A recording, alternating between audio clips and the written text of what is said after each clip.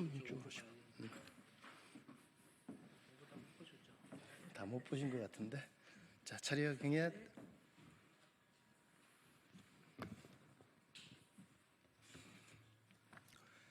국민 여러분, 윤석열 대통령에 대한 탄핵 추진 세력의 공작 정치 마각이 서서히 드러나고 있습니다. 이번 비상계엄 선포는 역설적으로 음모의 실체를 햇볕 아래로 드러낸 결과가 되었습니다. 더불어민주당을 비롯한 야권의 목적은 처음부터 국리민복이 아니라 윤석열 정부 전복을 통한 형사피고인 이재명 대통령 만들기였음이 하나둘 드러나고 있습니다. 하지만 거대한 음모의 뿌리는 아직 수면 아래 있을 것입니다. 현재까지 드러난 몇 가지 사실을 우선 살펴보겠습니다. 지난 2월 4일과 6일 제2차, 3차 국정조사 특위 청문회에서 저는 곽종근 전 사령관과 707 특임단장에 대한 해유 의혹의 진상을 공개한 바 있습니다. 그리고 어제 성일종 국방위원장은 707 특임단장의 설명을 통해 더불어민주당이 곽종근 사령관에 대한 조직적인 해유를 한 내용을 추가로 확인했습니다. 김현태 707 특임단장은 박범계 민주당 의원이 곽 전 사령관을 향해 이미 대세는 기울었다. 지금 말해야 한다. 민주당에서 챙겨주겠다고 말하며 회유를 했다. 변호사를 지원해 주겠다는 말도 했다.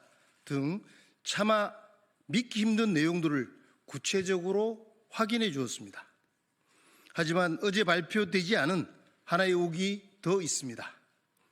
더불어민주당 의원들은 곽종근 전 사령관에게 김모 변호사 한 명만 소개한 것으로 알려졌지만 실제로 박범계 의원이 2명, 부승창 의원이 1명의 변호사를 각각 소개해 준 것으로 확인되었습니다. 또한 이들 3명의 변호사들은 모두 곽 전 사령관의 진술만 확인하고 그의 변호를 맡지 않았습니다. 혹시라도 곽종근 사령관이 이에 불만을 품고 진실을 말할까 불안했던지 최근에는 촛불행동이라는 시민단체에서 곽종근 사령관에 대한 정상 참작 탄원서 서명운동을 벌이고 있습니다. 물론 김 단장의 진술은 더불어민주당이 비상계엄 선포를 기하로 윤석열 대통령을 탄핵으로 몰아가기 위해 벌인 정치 공작의 일각에 불과합니다. 오늘 또다시 더 충격적인 소식이 전해졌습니다.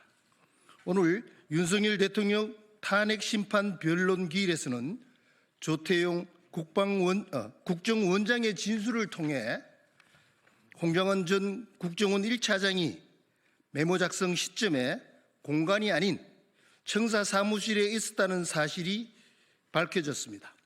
홍 전 차장이 오후 11시 6분에 국정원장 공간 앞 어두운 공터에서 메모를 쓰게 돼서 주머니에서 메모지를 꺼내 급히 썼다고 주장해 왔는데 CCTV를 확인해 보니 11시 6분이면 청사 본인 사무실에 있었다는 것입니다.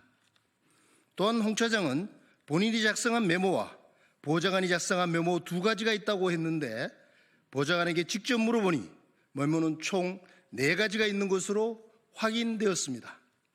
보좌관은 자기가 파란 펜으로 사람 이름만 쭉 썼고 동그라미를 친다든지 방첩사 등의 메모는 가필하지 않았다고 설명했습니다. 참으로 모골이 송연해질 지경입니다. 국민 여러분, 지금까지 확인된 내용만으로도 윤석열 대통령에 대한 탄핵 공작의 윤곽이 드러난 셈입니다. 행동대장은 더불어민주당 의원들이지만 그 우두머리는 사실상 이재명 대표라는 것이 많은 국민들의 의심입니다. 더불어민주당 의원들이 스스로 떳떳하다면 곽종근 전 사령관에 대한 위증교사 의혹을 해명하기 위해서라도 반드시 김현태 707 특임단장에 대한 청문회 증인 채택에 앞장서야 할 것입니다. 그럼에도 불구하고 오늘 국조특위 회의에서 여야로 합의를 했던 김현태 증인을 일방적으로 제외했습니다. 민주당은 과연 무엇이 두려운 것입니까? 아울러 국정원 전 차장과 관련된 공작정치 의혹에 대해서도 국민 앞에 모든 진실을 명명백백하게 밝힐 것을 요구합니다. 우리 국민의힘 국정조사특위 위원들은 국민과 함께 끝까지 최선을 다해 진실을 밝히겠습니다. 특히 검찰은 707 특임단장이 지목한 더불어민주당 의원들을 비롯한 곽 전 사령관 해유에 관련된 자들과 홍장원 전 차장의 공작 의혹과 관련된 이들을 속히 소환하고 수사하여 진실을 밝힐 것을 강력히 촉구합니다. 2025년 2월 13일 국민의힘 국정조사특위 위원 일동. 차려 경례. 수고했습니다.